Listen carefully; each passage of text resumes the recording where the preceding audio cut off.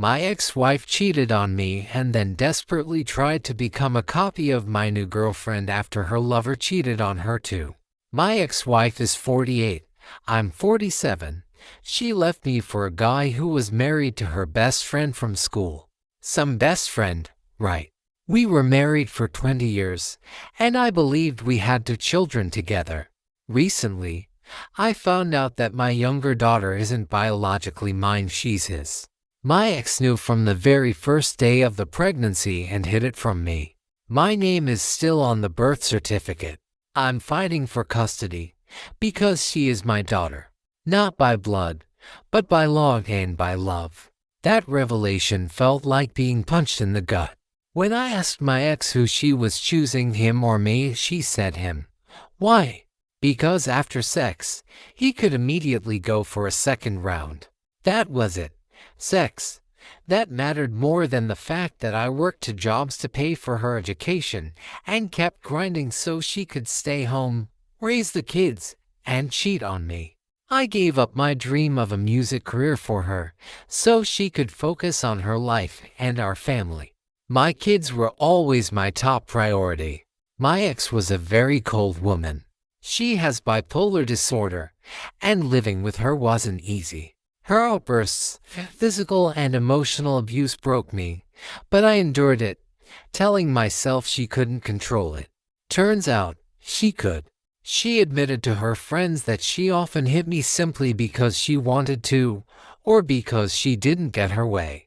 My kids witnessed her hitting and insulting me more than once. I never fought back. I hated that they had to see it. Near the end of our marriage, she lost it because I didn't take out the trash immediately after work, grabbed me by the neck, and started choking me while our son watched in horror. I told her, our son will remember this forever. That's when she let go. I should have left long before that. I see it clearly now. I wanted to believe that if it weren't for the kids, I would have. I didn't want them growing up in a broken home. I kept hoping my wife would someday become the woman I fell in love with again. Now I know those days are gone forever. When the truth came out, my ex sat in front of her friend whose husband she was sleeping with and said, "Yes, it's true." "No, I'm not sorry." Then she stood up and walked out. Her friend told me everything. My ex took the kids and moved in with him, just a few buildings away from me. Even then, I still hoped she'd realize the grass wasn't greener. He had cheated on his wife multiple times, and she knew it. I waited an entire year, believing she'd come back. She kept her keys to our apartment, and I thought that meant something. By the end of that year, the cruelty escalated. He started showing up at the bus stop when I took the kids to school, saying, "I'm here to say goodbye to my daughter."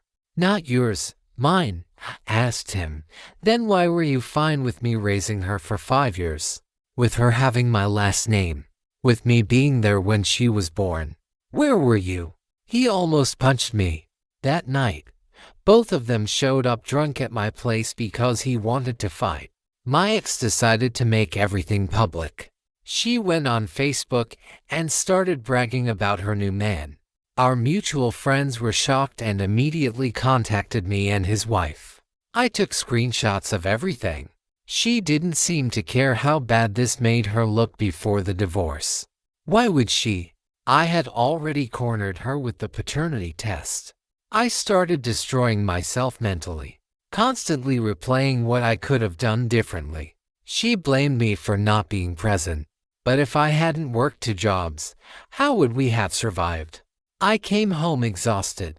She screamed about trash while the kids, under her watch, destroyed walls, blinds, and furniture. Yes, apparently the real problem was me not taking out the trash after a 16-hour workday. I wanted my family back so badly that I started believing everything was my fault. That's when my brother stepped in. He was determined to get me into his band. I resisted, but agreed to meet them. That decision changed everything. I started playing music again, bonded with the guys, and soon began dating a woman the rhythm guitarist introduced me to. She's 45. I fell for her fast.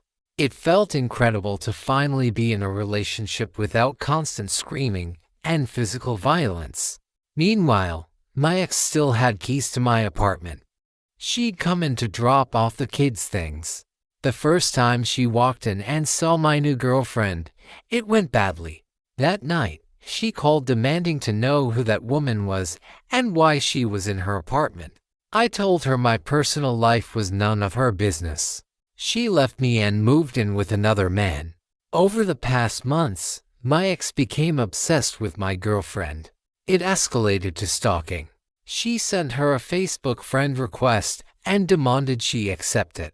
When my girlfriend refused, my ex screamed at me, saying I had to force her because she needed to know who was around the kids. My girlfriend took the phone and calmly said she didn't know her friendship.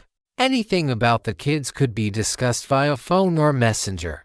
Our private life was off limits. My ex didn't like that. My girlfriend then showed me dozens of friend requests from people connected to my ex.